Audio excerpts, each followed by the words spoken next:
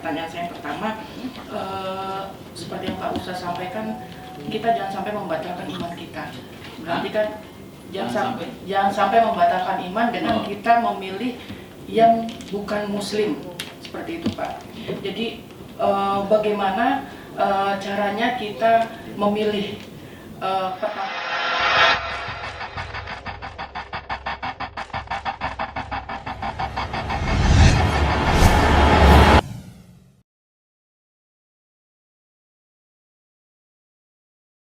Pertanyaan saya yang pertama, seperti yang Pak Ustadz sampaikan, kita jangan sampai membatalkan iman kita. Berarti kan jangan sampai membatalkan iman dengan kita memilih yang bukan Muslim, seperti itu Pak. Jadi bagaimana caranya kita memilih? Pertama yang jelas pasti yang dipilih akan dipilih Islam. Kemudian kan ini kita tidak mengenal mereka, jadi seperti apa Islam, orangnya seperti apa yang harus kita pilih.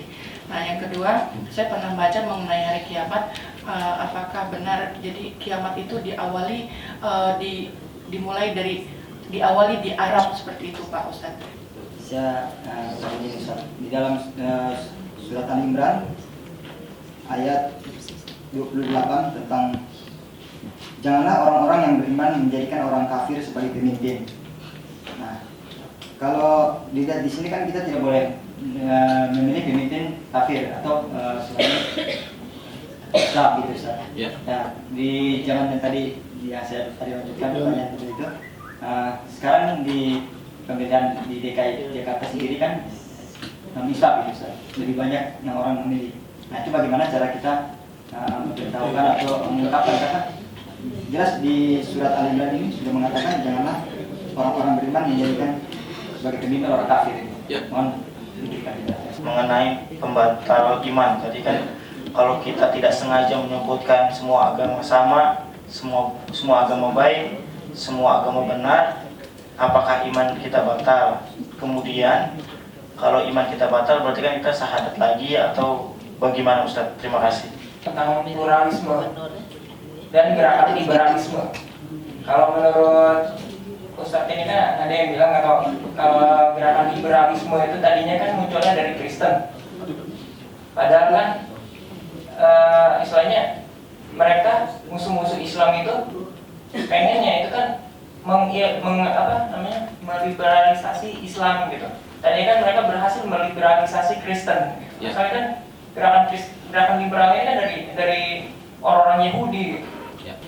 Jazakumullah khairan atas pertanyaan dari para penanya. Soal pilkada. Ya. Sebenarnya ini permasalahan yang sangat panjang pembahasannya. Tapi kalau kita mengambil sederhananya sih sederhana. Sederhananya pokoknya yang namanya Muslim tidak boleh rela dirinya dipimpin oleh orang kafir. Itu sudah muttafaqun alaih, itu disepakati oleh semua ulama, juga sepakat gitu tentang hal tersebut. Cuma kenapa saya katakan ini sebenarnya pembahasannya panjang? Karena jujur, kalaulah sistem Islam ditegakkan, nggak ada ceritanya kita milih pemimpin, itu nggak ada. Dalam sistem Islam itu nggak ada ceritanya milih pemimpin, Pak. Karena dalam sistem Islam itu, kalau kita pelajari dari Nabi, kemudian digantikan oleh Abu Bakar, digantikan oleh Umar, oleh Utsman, oleh Ali, yang ada adalah ahlul halli wal aqd. Ahlul halli wal aqd adalah sekumpulan orang yang dianggap warok, dianggap berilmu, orang-orang soleh, terpercaya dari kalangan senior, orang-orang beriman, ya. Yang kemudian mereka memusyawarahkan tentang siapa yang layak menjadi pemimpin umat ini. Gitu. Berdasarkan apa? Berdasarkan kriteria yang ditentukan oleh Allah Subhanahu Wa Taala dan Rasulullah. Gitu. Tapi kan ini kita sekarang hidup dalam sebuah situasi abnormal kan? Ya. Nggak tahu kalau Bapak dan Ibu menganggap ini normal. Kalau saya sih menganggapnya abnormal gitu. Kenapa? Ya karena tadi jangankan Anda memusingkan bahwa DKI ini dipimpin oleh orang Nasrani. Orang seluruh dunia lagi dipimpin sama Yahudi Nasrani sekarang. Gitu. Dan kita nggak boleh ridho dengan itu. Sehingga penyelesaian yang harusnya kita lakukan adalah penyelesaian yang mendasar dan menyeluruh, bukan penyelesaian yang sifatnya sekedar track gitu lah. Itu bukan penyelesaian. Paham ya track itu maksudnya? Nggak tahu track atau chalk gitu ya, nggak tahu saya ya kan, karena bisa berubah-ubah kan gitu aturan mainnya gitu. Tapi pada hakikatnya itu bukan penyelesaian. Kenapa? Karena seperti kata ibu tadi kan, kita nggak benar-benar kenal dengan orang itu, ya? Ya emang kita tahu. Nah itu satu. Terus yang kedua, kalau kita benar-benar mempelajari apa kata Allah Ta'ala tentang kepemimpinan, kita akan kaget sendiri. Mari saya kasih lihat. Surat An-Nisa ayat 59. Ini ayat paling sering dibahas oleh para ulama kita atau siapapun tentang kepemimpinan. An-Nisa 59. Ya. Nah, ya. Allah berfirman, "Ya ayyuhalladzina amanu atiiullaha wa atiiur rasula wa ulil amri minkum." Hai orang beriman, taatilah Allah dan taatilah Rasulnya dan ulil amri minkum. Ulil amri di antara kamu. Ulil amri itu artinya orang-orang yang diberi kepercayaan mengurus urusan masyarakat luas, yang berarti pemimpin, ya kan? Nah, siapapun kalau ngomong tentang ayat ini tentang kepemimpinan itu umumnya berhenti sampai di situ, Pak. Hai orang beriman, taatilah Allah dan taatilah Rasulnya dan ulil amri di antara kamu, berhenti di situ. Ya kan? Kenapa? Karena kebanyakan orang menyangka ayat itu cukup dibahas sampai di situ, padahal kita mestinya bahas sampai selesai. Nah, ada seorang ulama dari Suriah namanya Ali As-Sabuni. Ulama ini tidak mau lagi tinggal di Suriah karena Suriah dipimpin oleh Tauhid, ya, penguasa zalim namanya Bashar Assad. Ya kan, rakyatnya dizolimi gitu, sehingga dia hijrah meninggalkan Suriah. Kata Ali As-Sabuni dalam kitab tafsirnya, ayat ini perlu kita renungkan baik-baik. Kenapa di depan Allah ada taatilah, di depan Rasul ada taatilah, tapi di depan ulil amri di antara kamu nggak ada taatilah kan? Iya nggak? Lihat nggak Bapak dan Ibu? Di depan Allah ada taatilah kan? Di depan Rasul ada taatilah, di depan ulil amri di antara kamu nggak ada taatilah kan? Ya nggak Bu? Ya. Kata dia, karena yang namanya mentaati Allah, mentaati Rasul sifatnya mutlak. Nggak boleh tanya-tanya lagi, nggak boleh cincong-cincong lagi, ya kan? Terima apa adanya, apa kata Allah, apa kata Rasul, sami'na wa ata'na, kan begitu. Tapi yang namanya mentaati pemimpin ada syarat.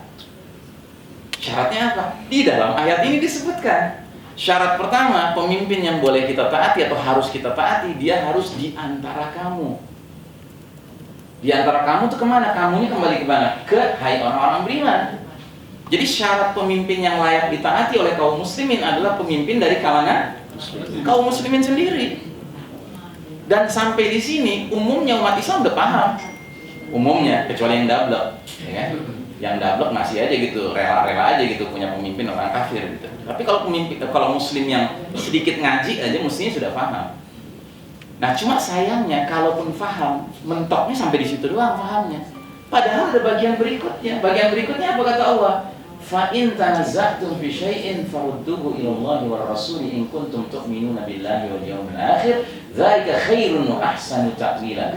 Kemudian jika kamu berlainan pendapat dalam suatu urusan, kembalikanlah urusan itu kepada Allah yakni Al-Qur'an dan kepada Rasul yakni As-Sunnah. Jika kamu benar-benar beriman kepada Allah dan hari akhir. Berarti syarat kedua pemimpin yang wajib ditaati kaum muslimin, di samping dia muslim, syarat kedua apa? Apa syaratnya? Quran. Dia hanya mau menyelesaikan masalah dengan mengembalikannya pada Quran dan Sunnah, bukan kepada yang lain. Dan ingat ya, itu menjadi syarat kalau kalian benar-benar beriman pada Allah dan hari akhir. Coba bayangkan. Sekarang saya tanya, siapapun yang nanti dicalonin, kira-kira dia bakal mimpin dengan Quran dan Sunnah nggak Bu? Nah? Apa? Apa? Harusnya iya, cuma kira-kira bakalan nggak? Enggak. Ini enggak. Kenapa enggak Bu? Ya beda akidah.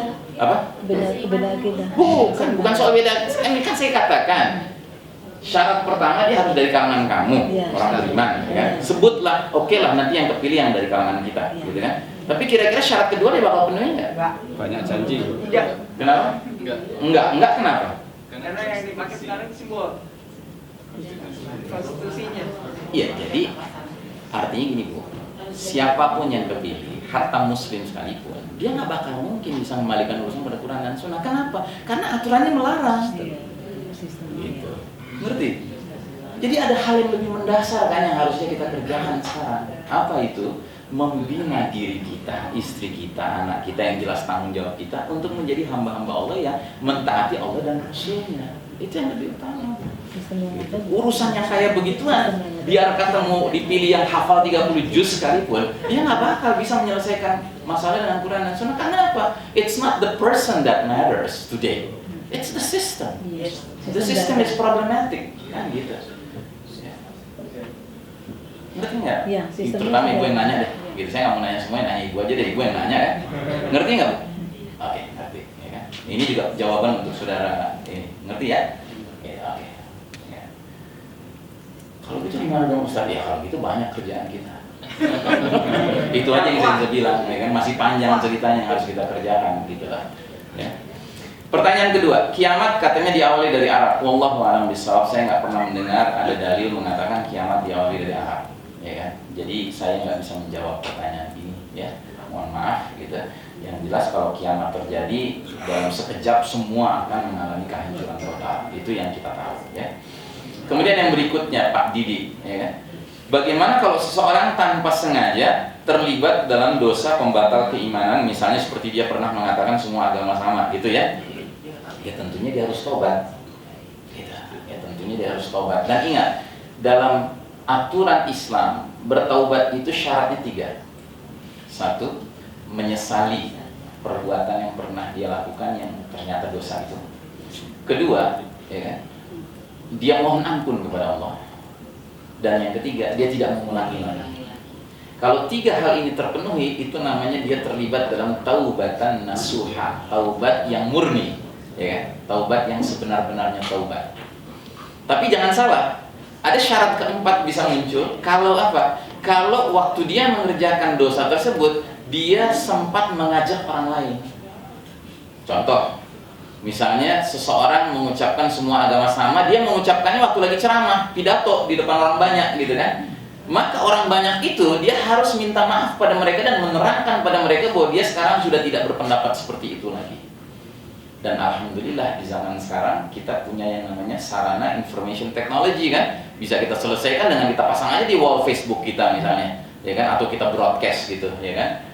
Ya, alhamdulillah gitu. Tapi yang jelas itu harus menjadi syarat keempat kalau seandainya ketika dia terlibat dalam dosa pembatal keimanannya itu, dia tidak mengerjakannya diam-diam sendirian, tetapi dia menyatakannya kepada khalayak ramai, sehingga dia juga harus bertaubat, minta pengakuan kekeliruannya itu di hadapan orang ramai, orang banyak, ya. Begitu Pak. Jadi nggak cukup hanya dengan syahadat ulang gitu. Kalau syahadat ulang kita setiap sholat juga syahadat ulang kan. Tapi prosedur memenuhi syarat-syarat bertaubatnya itu dipenuhi. Gitu. Makanya saya katakan tadi, di antara ilmu yang kita harus pelajari adalah ilmu tentang apa yang membatalkan keislaman itu, supaya jangan sampai kita nggak bertaubat dari sebuah dosa pembatal keislaman karena kita nggak tahu.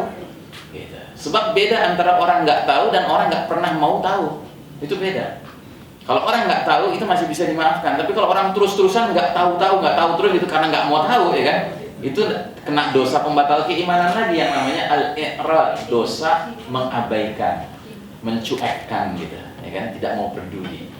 Jadi dosa tidak mau peduli akan agama ini, Pak, itu termasuk bisa membatalkan agama, Pak, batalkan keislaman seseorang. Nauzubillah. Jelas ya Pak Didi? Kemudian pertanyaan berikutnya, penjelasan spesifik tentang pluralisme dan liberalisme awalnya dari Kristen bla bla bla. Oke. Jadi perlu Anda ketahui bahwa pluralisme, liberalisme, sekularisme, ya kan, itu semua adalah ajaran-ajaran yang datang dari luar Islam yang ingin menyesatkan kaum muslimin, ya. Dan perlu Anda ketahui bahwa hari ini sebenarnya serangan, serbuan, ghazwul fikri, perang pemikiran kepada kita itu nggak hanya datang dari 3 ideologi ini saja, sepilis, sekularisme, pluralisme, liberalisme, tidak. Banyak sekali ideologi lain yang sedang menyerbu kita. Ada ideologi yang namanya hedonisme. Hedonisme itu adalah syahwat jadi Tuhan. Ada ideologi liberalisme, ya kan? Ada ideologi materialisme, ada ideologi Allahumma sholli ala Muhammad, Machiavelli. Ya, Machiavelli itu tujuan menghalalkan segala cara. Banyak sekali faham-faham yang sekarang memang sengaja disebarkan oleh musuh-musuh Islam karena mereka tahu umat Islam ini kalau berpegang pada Islam akan menjadi umat yang bangkit. maka mereka serbu dengan pikiran-pikiran jahat, ya syaitani gitu kan, untuk menyesatkan kita.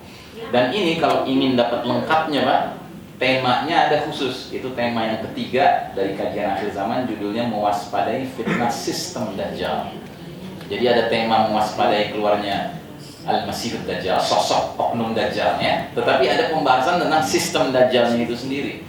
Jadi kalau Anda perhatikan gambar gambar uang yang sekarang hegemonik di dunia, itu kan gambar yang jelas-jelas ada mata sebelahnya kan? Iya. Ya, pernah lihat ya? Nah ini, kalau Anda perhatikan. Nah, ini Anda tahu kan uang apa ini? Ya, ini uang dolar Amerika Serikat dan pecahan $1. $5, $10, $50, $20, $100, nggak ada gambar mata sebelah itu. Sedangkan Nabi bersabda, innahu a'war wa inna rabbakum laisa bi'awar. Sesungguhnya Dajjal itu bermata sebelah, sedangkan Rabb kalian nggak bermata sebelah, nggak awar. Dan jangan salah ya, jangan mengartikan mata sebelah tuh matanya satu di tengah, Pak, itu keliru besar. Dajjal tuh matanya 2, tetapi sebelah saja yang berfungsi, yang sebelah lagi cacat. Makanya Nabi mengistilahkan dengan awar, matanya sebelah. Nah hari ini simbol mata sebelah ya itu populer sekali, dan salah satu simbol yang ada gambar mata sebelahnya itu uang dolar Amerika Serikat. Nah, ini adalah mega proyek mereka, Pak. Mega proyek mereka. Mewujudkan apa? Novus Ordo Seclorum. Anda tahu Novus Ordo Seclorum itu bahasa Latin. Novus artinya new, baru. Ordo artinya order, tatanan. Seclorum artinya sekuler, world, dunia. Jadi New World Order, tatanan dunia baru. Mereka ingin bikin sistem dunia ini menjadi sebuah tatanan dunia baru, laksana sebuah piramida tunggal mengerucut ke satu pimpinan. Laksana mereka ingin bangun satu global society, one global society, satu masyarakat mendunia, bahkan one global government, satu pemerintahan dunia. Yang pucuk piramidanya simbolnya mata sebelah. Berarti apa? Mereka sedang gelar karpet merah menyambut kedatangan Dajjal. Dan mereka tulis di atasnya unwed quotes. Ini lagi-lagi bahasa Latin, Pak. Artinya apa? He has favored our undertakings. Dia, si mata sebelah, telah merestui semua upaya-upaya kami. Upaya apa? Upaya mewujudkan sebuah tatanan dunia baru yang seluruh aspek hidupnya, ipol, exos, but, mil, penkum, itu online dengan nilai-nilai kekufuran Dajjal.